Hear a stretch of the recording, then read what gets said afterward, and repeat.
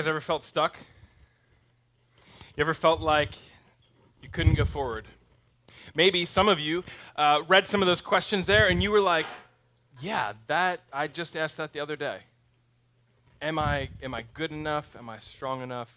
Or what if somebody finds out that I don't have it all together? Well, guys, my name is Pastor Peter Gweski, and I'm the pastor here at Hope City. It's my privilege to be here with you guys. And this morning, we're kicking off a brand new series called The Comeback. Because I believe that every single one of us, from time to time, find ourselves stuck in a position where we don't want to stay. And we ask ourselves, how do we come back from this? You know, many of you know my wife, Tiffany, and you've often asked yourselves, like if you know Tiffany, you also know that there's something strange, right? Like what in the world is she doing with a guy like that, right? And so you've asked yourself that question inevitably, and I want to answer that question for you. See, when I was in college, the early days of college, I spent my summers working for a stonemason. Because I grew up in, kind of southeastern Pennsylvania, and all of the homes there, they replaced palm trees with like stone front homes. They're beautiful. Stone retention walls, stone patios, all this kind of stuff. And so I worked for a stonemason, and we did all of that. We built homes, we built patios, retention walls, and it was incredible. It was gorgeous. Now, I wasn't the stonemason. I was actually the stonemason's laborer, which is the guy that goes over here to a pile of stones and moves it from one spot to another. I'm the guy that goes and picks up the pipe scaffolding and moves it from one spot, sets it up in another. Kind of sounds like CrossFit, right? Just like picking heavy stuff up and moving it over here. Except the cool thing is I got paid. All you CrossFit jokers, you have to pay them to do that stuff. Just go be a stonemason's laborer. It'll take care of all your problems, and you get paid too. Really cool. So here's what I did. I would take like heavy stones just like this one, and I would pick them up from one pile. So I'd squat down, pick it up from there, then hoist it like this, carry it on my shoulder, put it up onto a scaffold buck, and then move it 40 feet up in the air. And I did this over and over and over again. I looked a little bit different back then. That is why Tiffany married me. But I'm just being honest, right? Like that's a guy like me doesn't deserve a woman like that.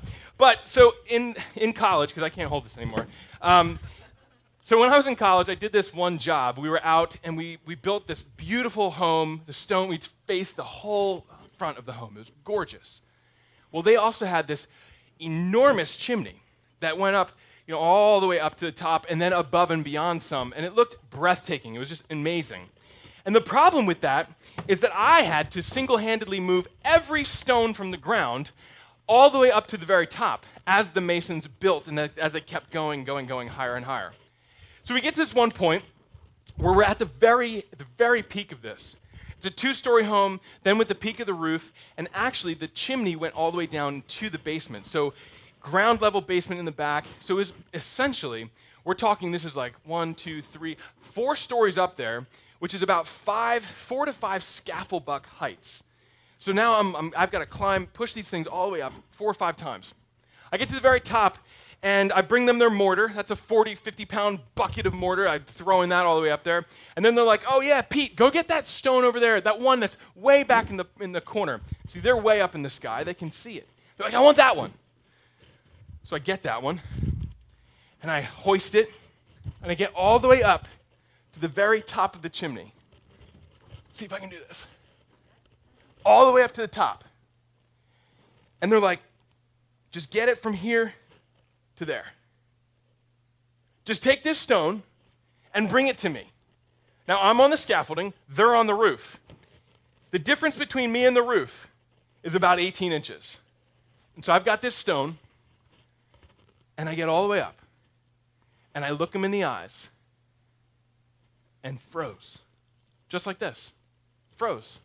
Because I couldn't transfer my weight, and I'm not doing it now, from here to there.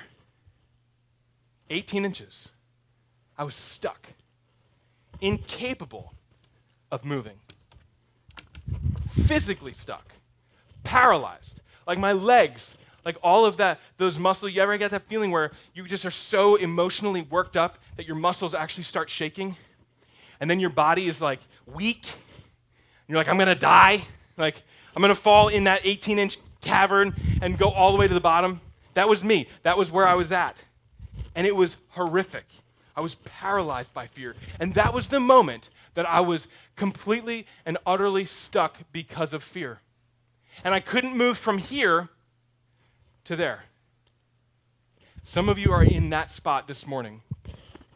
Some of you are in this spot where you are so stuck because of, maybe it's because of fear. You can't move forward because you're just so afraid of the what if. Maybe you're stuck because things like doubt have dragged you down and you're just in between here and there. You don't know how to move forward. Maybe it was fear, maybe it was doubt, I don't know. Or maybe it's actually self-reliance. That you are so used to picking up heavy things and setting heavy things down that you've come to think in your mind that you actually have what it takes until you find out that you don't. Maybe it's regret. Maybe you cannot move from here to there because of some past situation that you look back on and regret. And that past situation is currently affecting the future situation you're about to walk into. What do you do? What do we do? Like, realistically, what do we do? See, I know that we've all struggled from moving from here to there. In fact, I had several conversations this morning. After the first service, I had several conversations with people who were like, I feel like you read my mind. Like, I just don't know how to deal with this. It's too scary. It's too much. And they're stuck between here and there. And this morning, I hope that in the next 4 weeks, as we kind of navigate through this series together, how do we come back from something that is so overwhelming, something that is so heavy, something that feels like it's going to crush us? How do we come back from that? I hope that together we can learn how to move from here to there. I hope that together, over the course of the next 4 weeks, that actually some of you bridge that 18-inch gap and you begin taking steps in that way. But it first requires that we deal with our own comeback. And what if our comeback is found in the greatest comeback of all time? So we're going to look today in the book of John. I'd invite you to turn with me to John chapter 20, which is on page 756 in the Bibles around you. Or you can click over in your YouVersion app. Maybe you even brought your own Bible. That's amazing. We would love for you to do that. Get that thing dusted off and start reading that baby. But in fact, the last 2 chapters of John are dedicated to people who are stuck in this situation. It's 2 chapters worth of stories of people who find themselves paralyzed and trapped in one spot. But any good comeback, we have to understand what you're coming back from, right? Like the New England Patriots, this past Super Bowl, yes, they won. I know, frustrated myself as well. But, so like most of America, we decided that we would just turn the game off. Like 3/4 of the way through the game, this thing was over. Like there wasn't a chance in the world to make this happen, right? They were down, it was, 28-3? How'd that feel, Matt? Good? Did you like that?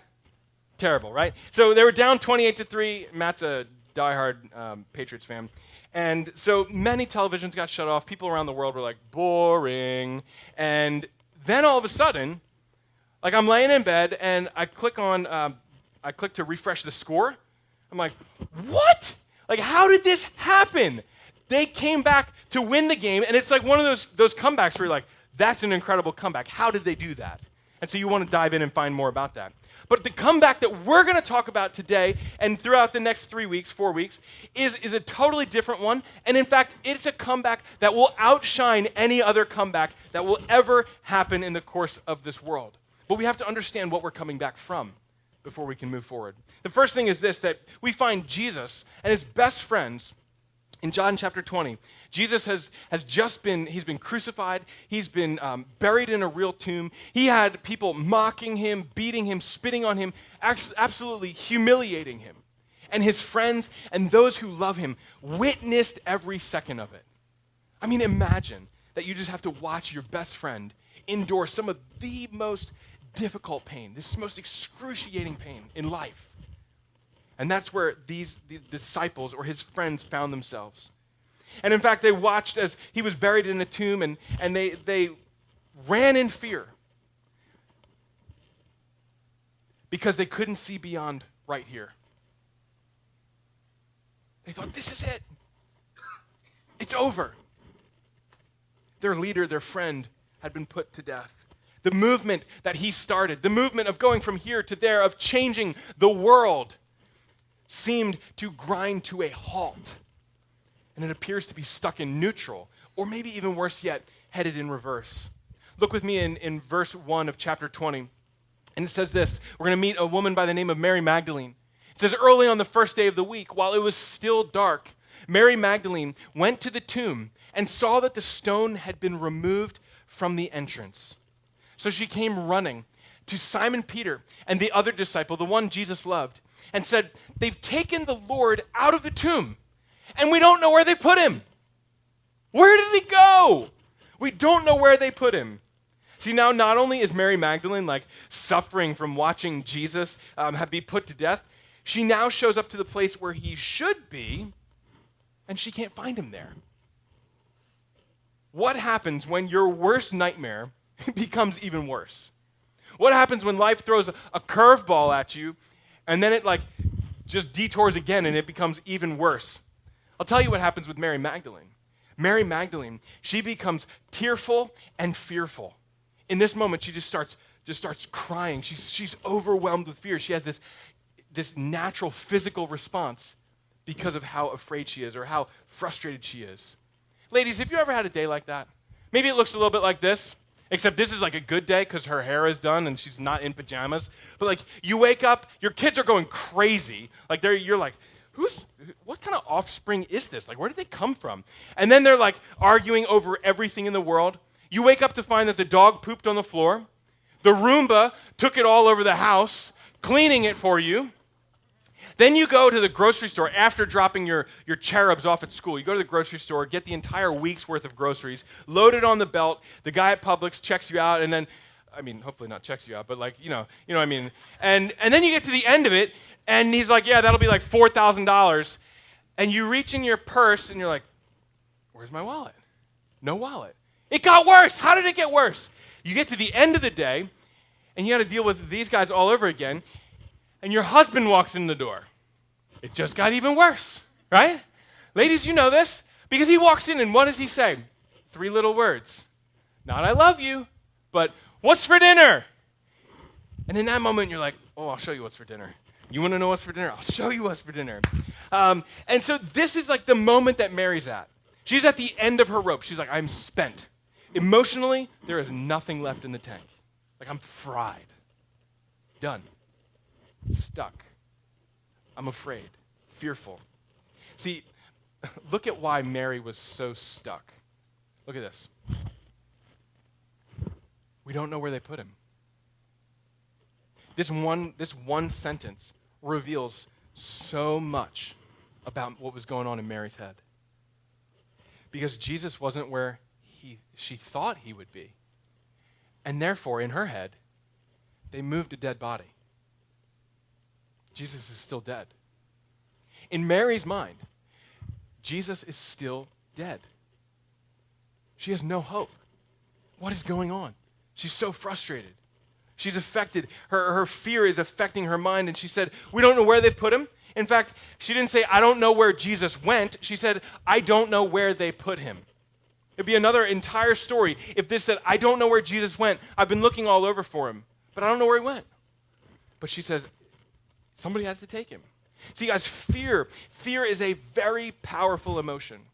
Fear can cause even the person that knows absolutely everything to feel like they've forgotten it all. Fear is that thing that can cause us to disengage from the world around us and focus completely and solely on ourselves. Fear is an overwhelming emotion. Fear fosters mediocrity. It neutralizes our effectiveness. Fear takes us out, and it can sideline us. Mary's fear, honestly, had neutralized her. It had caused her to disengage from the world around her. Wherein she saw Jesus die, she expected he would stay that way, regardless of what he had previously told them, regardless of what he had told her. She was anticipating that death would have its final say. But God had different plans than that. God had different plans. Look back at Mary's story. It says, now Mary stood outside the tomb crying. As she wept, she bent over to look into the tomb, and she saw 2 angels dressed in white. They were seated where Jesus' body had been, one at the head and the other at the foot. And they asked her, "Woman, why are you crying?" She says, "They've taken my Lord away. I don't know where they put him." At this, she turned around and saw Jesus standing there. And everybody in the room would be like, "Oh, this is great. This is the point in the time in the story where, like, she figures it out. It's all good." No, she didn't even realize it was Jesus. Her fear caused her to miss out of the person who was standing right in front of her. Jesus says to her, "Woman, why are you crying? Who is it that you're looking for?" And thinking that he was the gardener, she said, "Sir, if you've carried him away, tell me where you've put him, and I will go and get him." She mixes Jesus up with the gardener because her faith has been blinded by her fear. The things that Jesus said would be true, things that he said would happen, she totally, completely misses because her faith was in question. But here's what I want to tell you. I don't think that her faith was absent. I think she had misplaced faith. In fact, that's really the definition of fear. Fear is misplaced faith. Fear is giving merit, or it's placing faith in the what if. It's kind of that where you allow your mind to run off while you're trying to go to sleep at night, and you're like, well, what if this happens tomorrow? What if this the worst case scenario were to win the day? Fear is fixing your mind on that, on the what if, and it's allowing your heart to just marinate inside of that. It's letting yourself just boil in fear.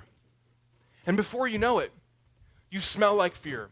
You kind of excrete fear. It's just like it's all around you. You live a life of fear.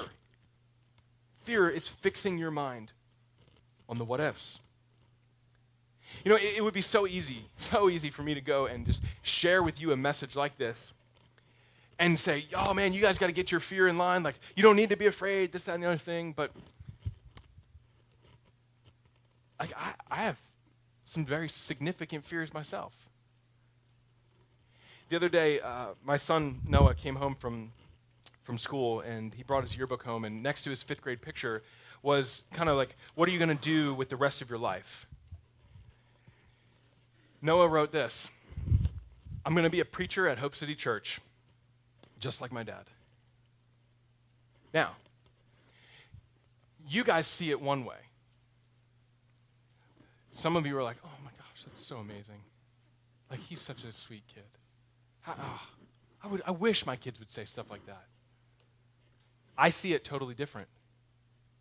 There was 25% of me that when I read that, like, I welled up with pride. And then another 25% of me that was incredibly honored. But I have to tell you that there's 50% of me that is completely fearful, scared. Like, scared out of my mind. Because I know that I have a little boy who's becoming a man that watches everything I do, every move, that listens to every word I say, that is saying, "I'm going to pattern my life after yours."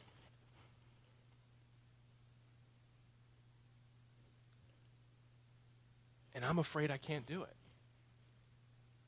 I'm afraid that after 18 years, that I'm going to have failed him somehow. Because the statistics aren't great. First off, the statistics aren't great for any human being.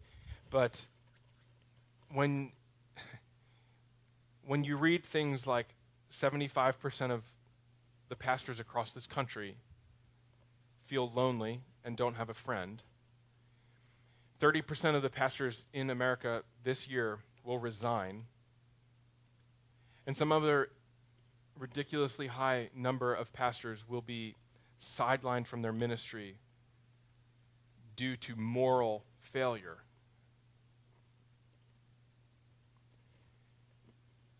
That makes me incredibly fearful.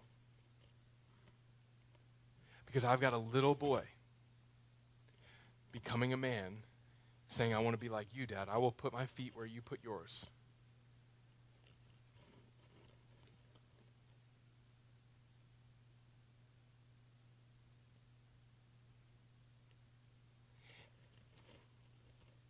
And you've got those same things, same thoughts. The what if? I have zero intention of screwing my life up. I love my wife. I love my marriage.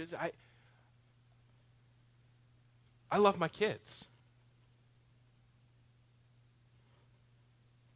But it's that fear that plays, it rings in the back of your head. And sometimes it's so irrational. But it translates from being irrational to being actual. Where it stops just being that thing of like, well, what if? And you start living that out, and you become stuck here. When God's called you not to be here, but to go there. Like if we play my story out, like I believe that God has called me to pastor this church, and I've said it to you guys in the past, like I want to pastor this thing till I die. That's there. Like that's a whole lot of there. But for whatever reason, there are times when I feel like, am I going to get stuck here? And some of you have that same thought in your life where it's like you just are afraid of something in your world, something that feels so real, so tangible, and it actually begins to take on a life of its own. Because fear isn't just a mental experience. Fear actually can take a physical toll on your body.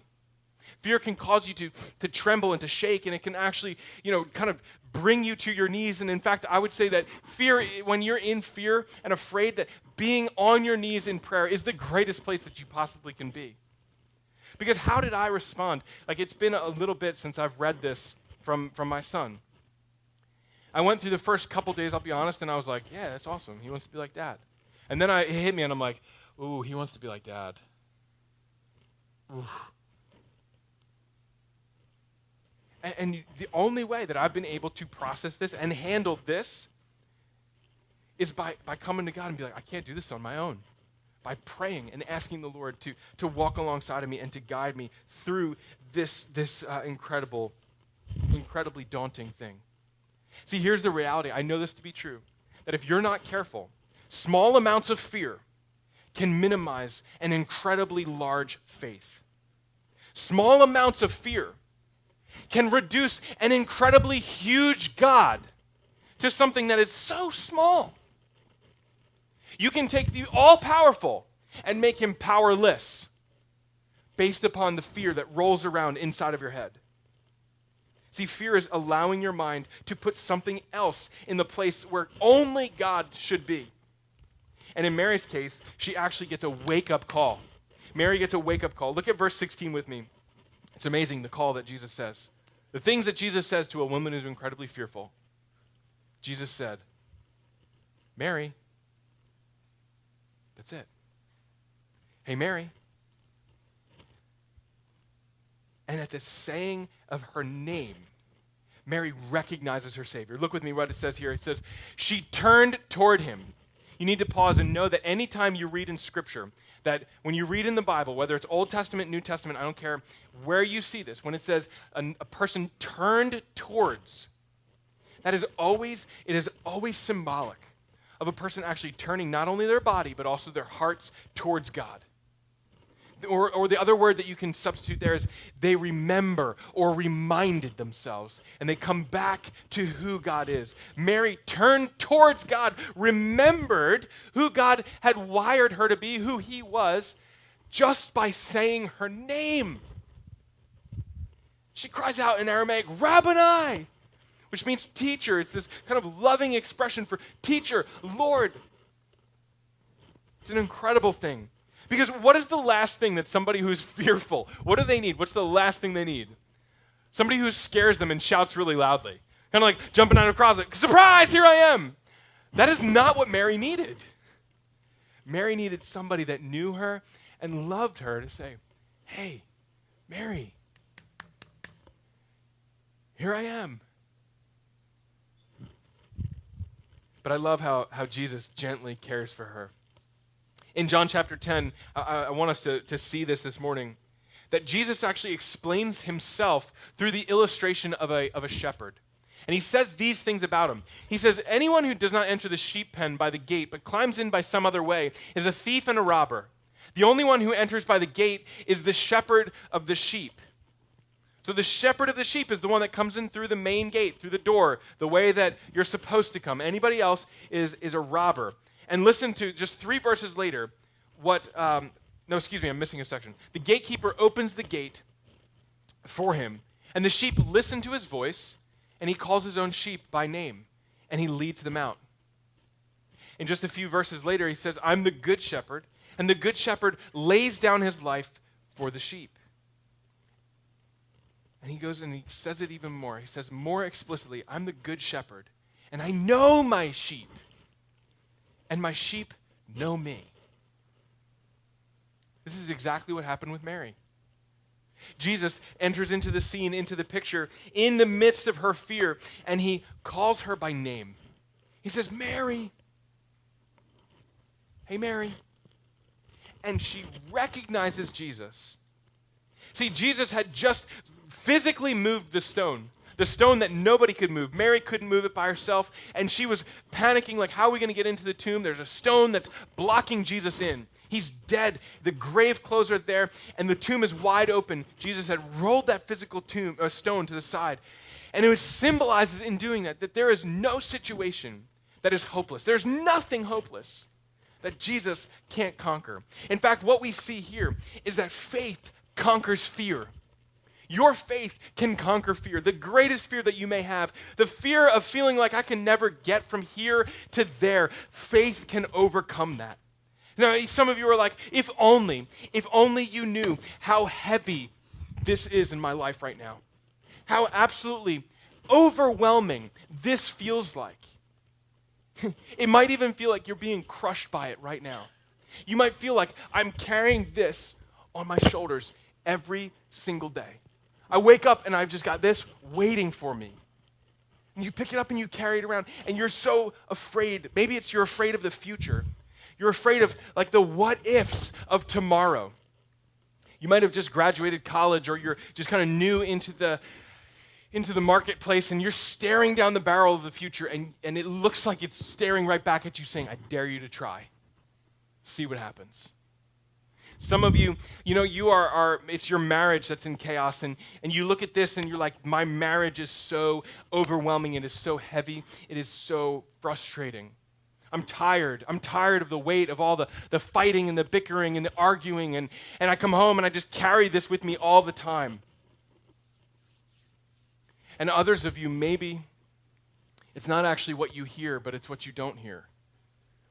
Because somewhere, sometime, you gave up.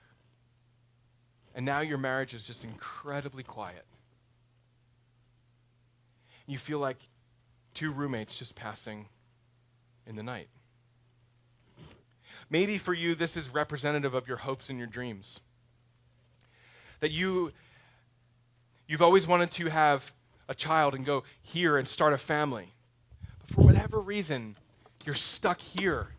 Afraid, like, I'll never move beyond this. I'll never get from here to there. Or you had financial goals in your life and you were like, we want to do this, and it just hasn't worked out for whatever reason. It hasn't worked the way that you planned it. But you don't have to stay stuck. Whatever you're afraid of, you don't have to stay stuck. Know this, that Jesus conquered death and sin and fear when when he rose from the dead. And by faith, you can conquer fear too. Being stuck here in fear is daunting. It's paralyzing. And yet, Jesus says Mary's name. And immediately, she hears his voice and follows his lead. She hears his voice and runs to Jesus and clings to Jesus. But look at what Jesus says to Mary. In this exact moment, Jesus said to Mary, don't hold on to me.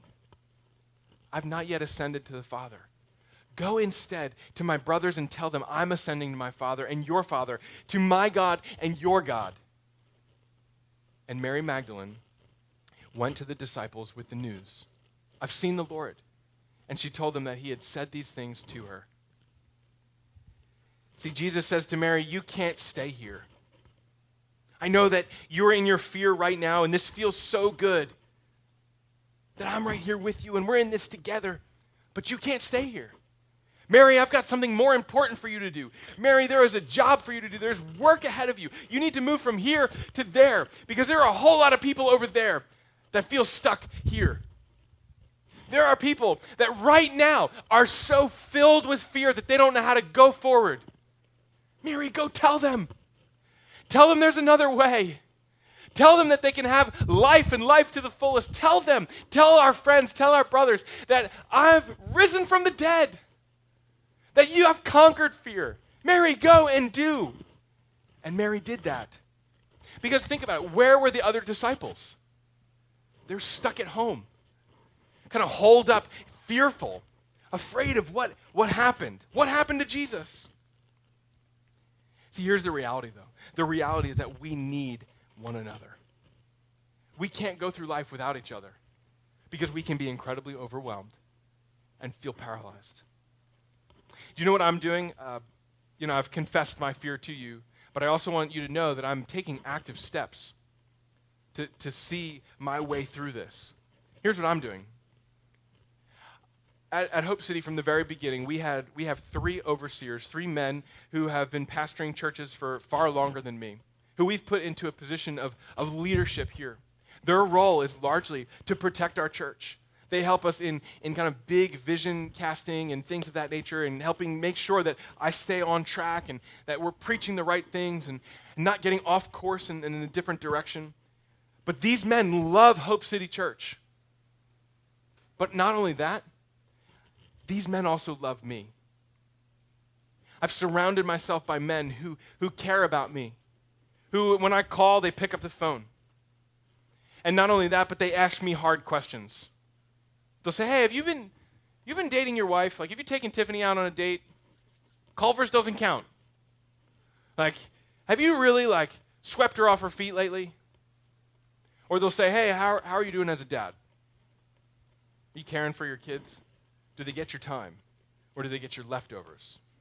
They'll ask me these types of things. So I've got men in place that are there to walk alongside of me, but I've also put in place another thing. I've invited a coach to speak into my life. A coach that will help me, guide me, and coach me through moments where I'm of transition and worry and fear in these exact things.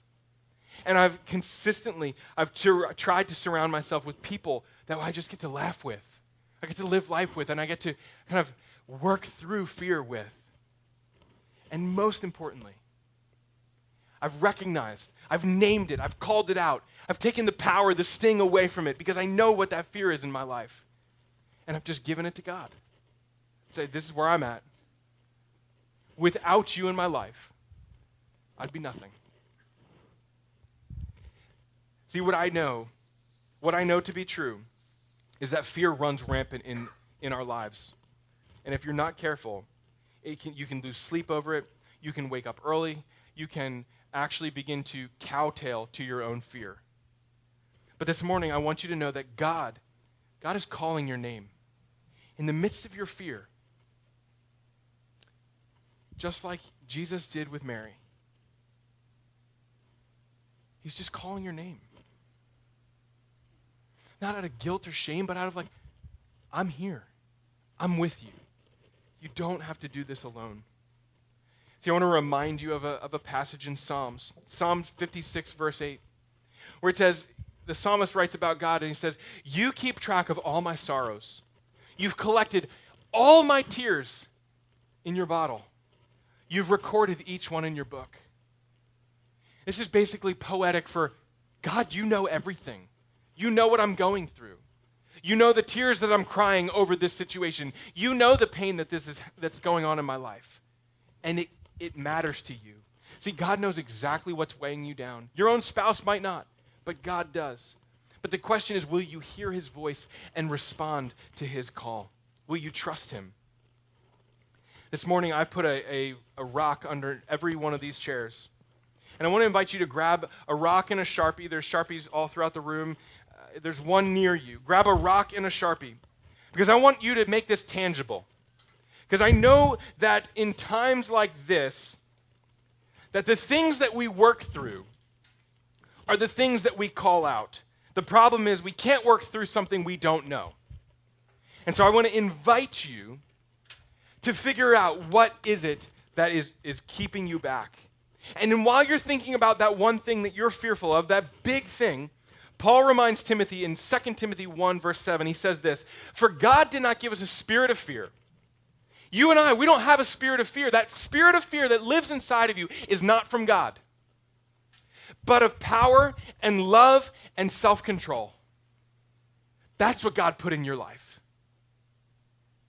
God wants you to live out of that. You don't need to fear. Too many Christians, too many Christ followers live in fear and not freedom. We're stuck here and we never get there. So here's what I want you to do. I want you to name it. Name what's holding you back. Write it on that rock somehow. Maybe it's too embarrassing and you just want to put a code word. That's cool too. Or an initial, something. Something that you can just write there, because I'm going to ask you to do 3 things with this rock today. 3 significant things. I want you to take this rock, and the first thing I want you to do is I want you to see it. Put it in a place where you're going to see this every day. Every day. Let this be a reminder. We fear the unknown. We work through what we know. And now, anytime you see it, I want you to say it. This is what I want you to say, though. I've printed it on the back of your notes.